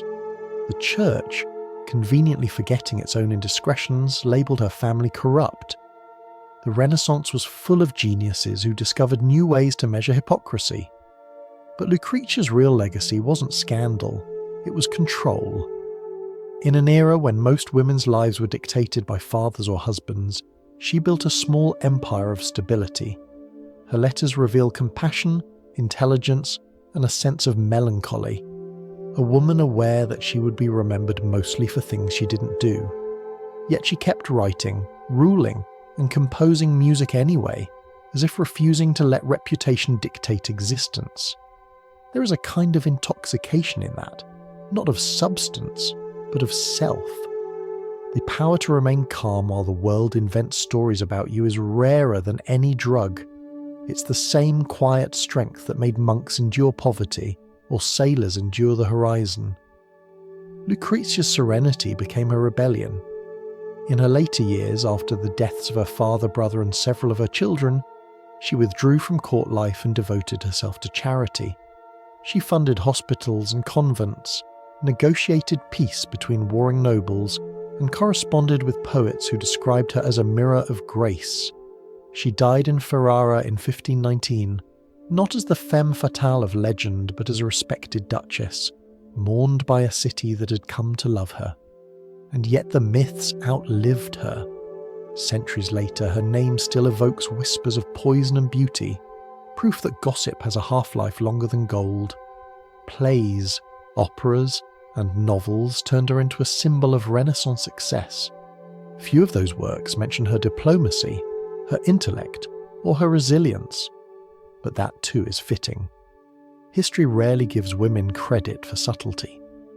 If you imagine her now, sitting at her writing desk, a candle flickering beside her, ink staining her fingers, you can almost hear the quiet sigh of someone who understands the absurdity of it all. The perfume of scandal will always overpower the scent of reason. She knew it, and she smiled anyway. Lucrezia's story fits perfectly into the long history of humanity's chosen intoxicants. Her world was fueled not by smoke or wine, but by ambition, rumour and charm, things that altered perception just as effectively. Every court in Europe inhaled those vapours, and like any drug, they left the city craving more. Long before the Renaissance learned to perfume its politics, Rome had already perfected the art of keeping citizens distracted. In a city that called itself eternal but changed emperors every few years, stability depended less on justice and more on spectacle. The Romans understood something that every government since has quietly copied. When the people are shouting, it's best if they're shouting at horses. The Circus Maximus was the largest arena ever built for that purpose. Part racetrack, part festival, part emotional safety valve for an empire that never stopped expanding. It stretched across the valley between the Palatine and Aventine hills, nearly 2,000 feet long, with banks of stone seating that could hold, depending on whose math you trust, somewhere around 200,000 spectators. No one counted, but everyone came. At its centre ran the Spina, a low wall decorated with statues, shrines, and the occasional obelisk looted from Egypt. 7 times per race, the chariots would thunder around it, wheels slicing dust into clouds, reins pulled tight around bodies that had long since forgotten fear. The crowd roared not for victory but for chaos. The near crashes, the miraculous recoveries, the rival drivers trading whips mid-turn. It was more than sport, it was ritualised madness. Each faction had its colours, the reds, the blues, the greens, the whites. These weren't just teams, they were identities. People were born into colours the way others are born into languages. Marriages broke over them. Street fights erupted because someone cheered at the wrong time. In later centuries, Byzantine emperors would tremble before the riots these colours could summon. The drivers were celebrities of the ancient world, men who lived hard, raced harder, and died early. One, a Spaniard named Gaius Apuleius Diocles, won over 1,000 races and retired so rich that even modern athletes might have felt underpaid. Another, Scorpus, died in his prime and was mourned by poets as if he'd been a fallen general. These were slaves turned gods, adored by crowds who saw in them a kind of defiant immortality, lives burned bright enough to be worth the risk. The smell of the circus was unforgettable. Sweat, leather, dust, and the faint sweetness of spilled wine. Vendors hawked snacks that would give archaeologists nightmares, honeyed nuts, smoked meat, and what was politely called street wine, strong enough to kill bacteria and conversation. Drums pounded, horns blared, and every heart beat to the rhythm of hooves. It was the empire condensed into one afternoon, loud, efficient, and faintly absurd. Even emperors couldn't resist the pull. Julius Caesar expanded the stadium. Augustus improved it. Nero, of course, couldn't help but compete. When a ruler wanted to appear generous, he sponsored games. When he wanted to distract from disaster, he scheduled extra ones. The phrase panem et circenses, bread and circuses, came to define Roman politics. Feed them, entertain them, and they'll forgive almost anything. And they did. Taxes rose, borders shifted, emperors vanished overnight, yet as long as the races continued, Rome kept breathing. The circus was its collective exhale, its weekly therapy session with no couch and a lot of collateral damage. It's tempting to dismiss it as barbaric, but modern stadiums would feel familiar to any Roman. The same chants, the same betting pools, the same conviction that your chosen team represents not just victory, but virtue itself. Human nature doesn't evolve so much as change uniforms. Yet beneath the noise, the circus was also a mirror. It reflected Rome's paradox, a civilization obsessed with control that adored chaos. Every other part of Roman life was built on discipline, the army, the roads, the bureaucracy. But here, in this oval of dust, control dissolved into adrenaline. It was collective permission to lose composure, to scream, to feel something raw and ungoverned. The empire's greatest public work was also its safest rebellion. Even philosophers couldn't entirely resist. Seneca, who wrote endlessly about moderation, complained about the noise of the games but never quite stopped attending. He called it a necessary madness. Marcus Aurelius, that Stoic emperor who wrote meditations about serenity, still found time to preside over races. They might have preached detachment, but everyone, it seems, enjoys a good near-death experience, as long as it belongs to someone else. There was violence, of course. Crashes were common, broken spines and crushed chests littered the sand. The crowd loved it. Sympathy was a luxury for smaller civilizations. Rome preferred awe. When a chariot flipped, the cheers grew louder, not out of cruelty but recognition. The drivers were mortals performing the illusion of invincibility, the empire's favourite trick. The Circus Maximus wasn't built to encourage thought, it was built to release pressure. In a society where citizenship meant obedience, the races offered the illusion of choice. You couldn't vote on laws, but you could scream for the blues. You couldn't question the emperor, but you could boo his favourite team. That, in its own way, was freedom, loud, dusty and sponsored by the state. Imagine sitting high in the stands, the sun hot on your neck, the air vibrating with drums. 100,000 people inhale at once as the chariots line up. A trumpet sounds, the gates burst open, and suddenly the world becomes nothing but motion. The horses blur, the colours flash, the crowd forgets everything. Taxes, hunger, philosophy. For a few minutes, they're one pulse, one breath, one glorious noise. When it ends, the dust settles, the winners are crowned, and everyone goes home believing the day was meaningful. It's not so different from any other ritual humans invent to fill the silence between meals. In the end, Rome's addiction wasn't to blood or sport. It was to distraction itself, to the comforting hum of shared excitement. The empire would eventually crumble, but its true legacy survived. The understanding that people will forgive almost any hardship, so long as you give them something spectacular to look at while it happens. And so the Circus Maximus stands even now as a hollow field in modern Rome. Grass where once there was thunder. Tourists walk its length, cameras clicking where crowds once screamed. The stones remember, even if the air is forgotten. The noise is gone, but the idea remains. We still chase the same high, only now we call it entertainment. If Rome taught the world how to be dazzled by speed, medieval Europe taught it how to be entranced by influence. The races had ended, the empire had collapsed, and the thundering hooves of the Circus Maximus had long been replaced by the softer rhythm of diplomacy, letters, alliances, and the quiet power of persuasion. And at the heart of that new tempo stood Eleanor of Aquitaine, a woman who managed to rule 2 kingdoms, raise a dynasty, and scandalise almost every chronicler who ever picked up a quill. Eleanor's story began in the 12th century, in the sun-drenched lands of southwestern France.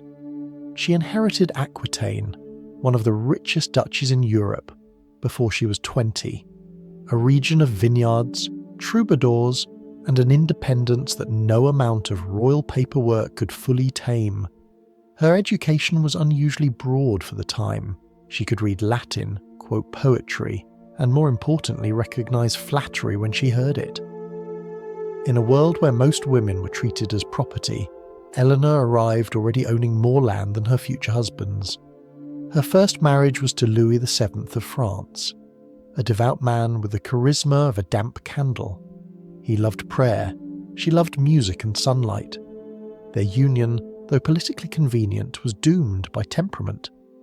On their joint crusade to the Holy Land, Eleanor insisted on travelling not as baggage but as leader, complete with her own retinue of ladies and knights. This offended everyone except her. When rumours spread that she was too friendly with her uncle, the Prince of Antioch, Louis responded with jealousy disguised as holiness.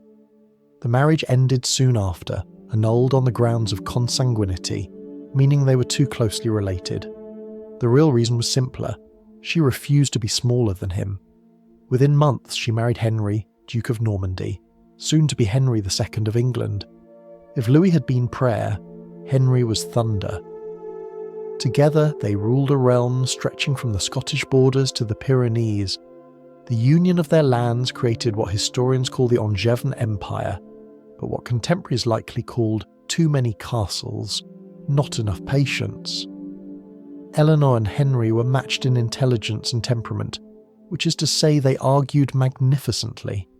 He built roads and laws, she built networks and loyalties. Their court in Poitiers became a centre of art and poetry, where troubadours sang of chivalry, devotion, and occasionally the wisdom of letting women run things. Eleanor encouraged the idea of courtly love, a tradition that dressed passion in the language of virtue, proof that even romance can be a form of politics. But power, like wine, has a tendency to ferment. Over the years, Henry's infidelities multiplied, as did his paranoia. Eleanor supported her sons when they rebelled against him, a decision that earned her 16 years of imprisonment. Even from captivity, her influence endured. She wrote letters that guided her son's strategies, smuggled messages through servants, and waited. When Henry finally died, probably still muttering about her, Eleanor was released by their son, now King Richard the Lionheart. Most people would have retired to a quiet estate after that much drama. Eleanor instead took over the kingdom's affairs while Richard went crusading. She negotiated truces, collected taxes, and arranged his ransom when he was captured. It was said that every royal decree in those years passed first through her hands. She ruled without needing a throne. By her 80s, an age few medieval men, let alone women, lived to see, she had orchestrated marriages that linked her descendants to nearly every European throne. Modern dynasties still trace their lines back to her decisions. Her final years were spent in a monastery at Fontevraud, where she helped design her own tomb, lying side by side with Henry, perhaps the one decision they ever agreed on. Eleanor's power was not built on violence but on endurance. She understood that influence, unlike rule, could outlast kingdoms.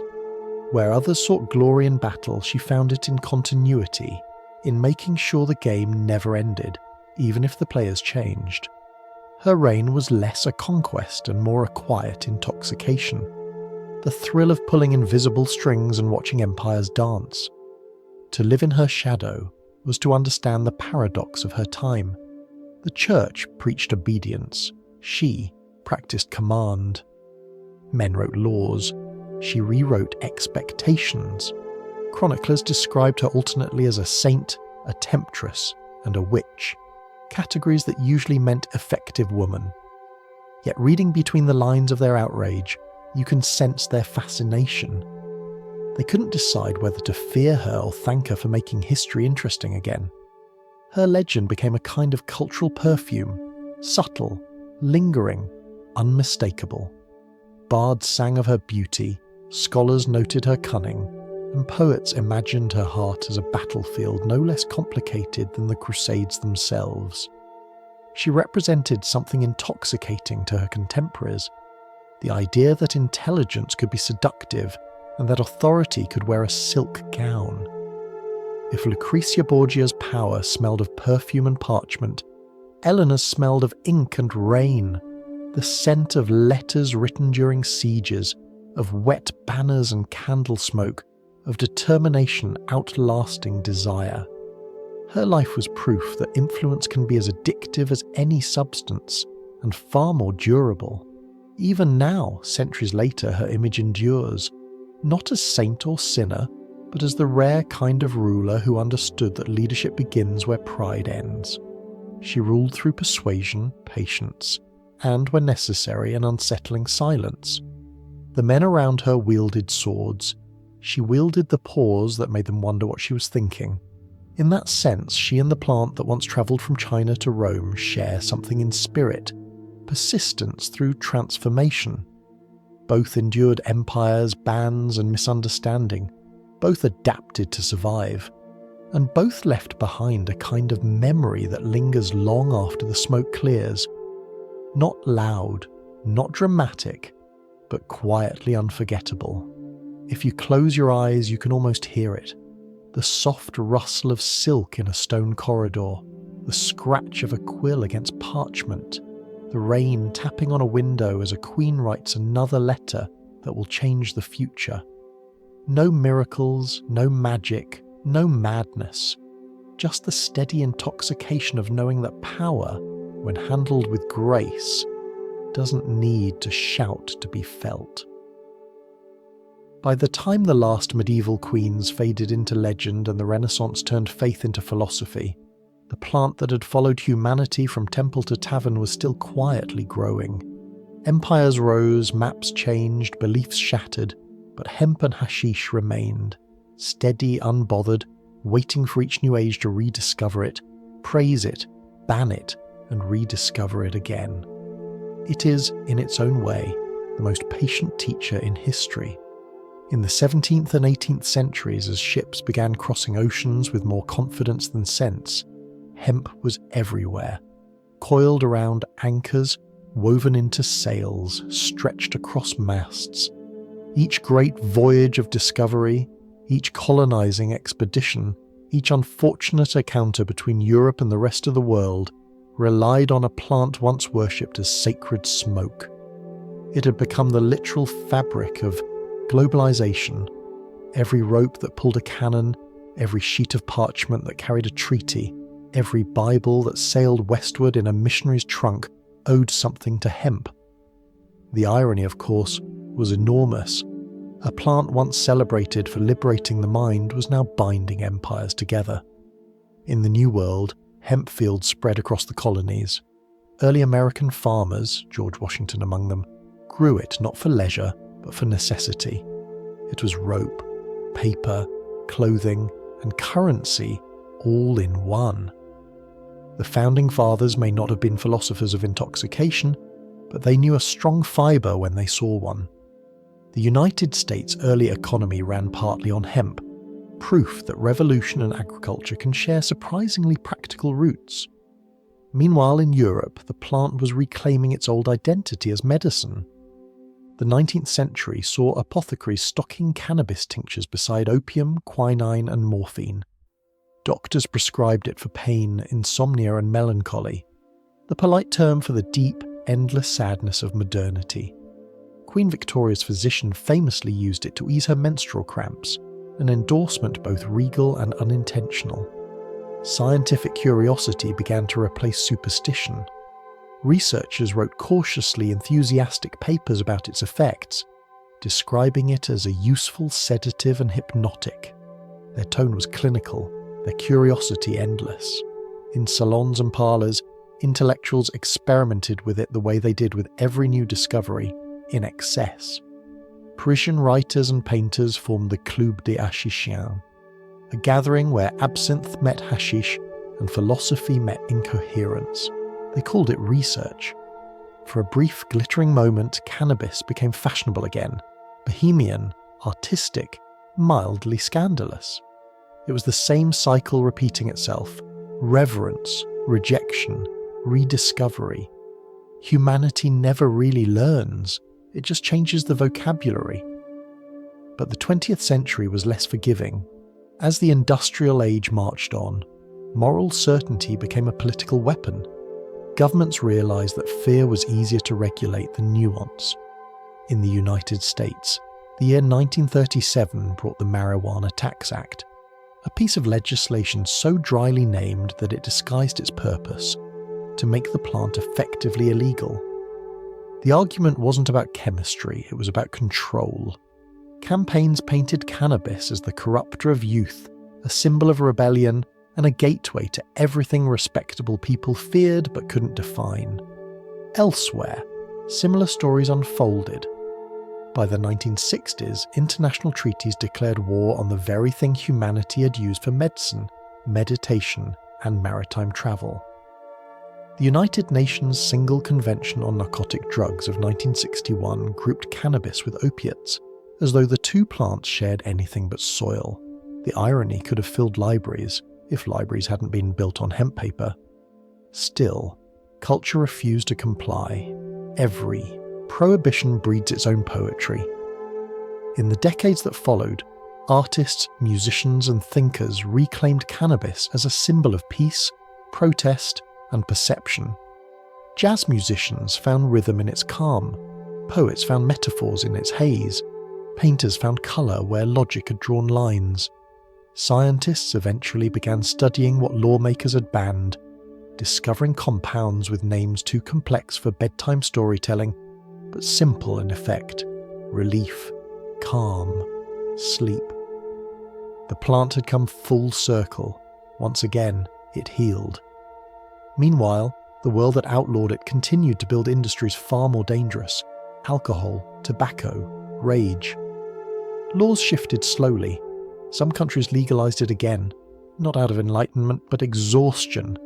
Even governments grow tired of pretending they can outlaw serenity. And yet, for all the politics, the plant itself never changed.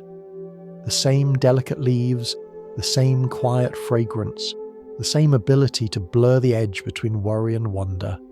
It does not care who grows it, prays with it, or profits from it. It just does what it has always done: turned sunlight into calm. If you trace its story, from Shennong's mountain fields to Scythian tents, from Shiva's cup to Sufi courtyards, from monastic scriptoria to colonial farms, you find one continuous thread.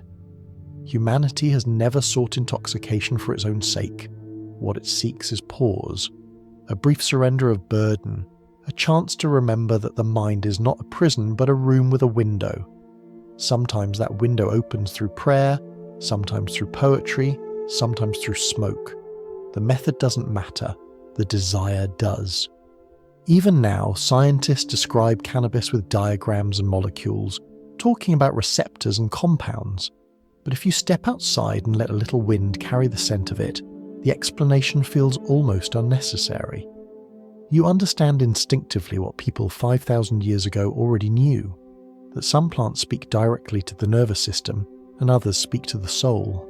The world keeps rediscovering it, each generation convinced it has found something new. Ancient emperors called it medicine, poets called it muse, sailors called it rope, protesters called it freedom, doctors call it therapy. The plant itself, if it could speak, would probably just shrug and say, "I was here the whole time." Human history is, in a sense, the story of learning to manage sensation. The highs, the lows, the constant oscillation between meaning and fatigue. Cannabis simply offered a shortcut, a reminder that peace was possible even when understanding was not. So here we are, thousands of years later, still breathing, still reaching for something that slows the noise. Some of us find it in meditation, some in music, some in a quiet evening and a cup of tea. The form doesn't matter. What matters is the same small miracle the Scythians discovered in their smoky tents, and the Taoists discovered in their incense, that sometimes, in the right light, a little calm feels like truth,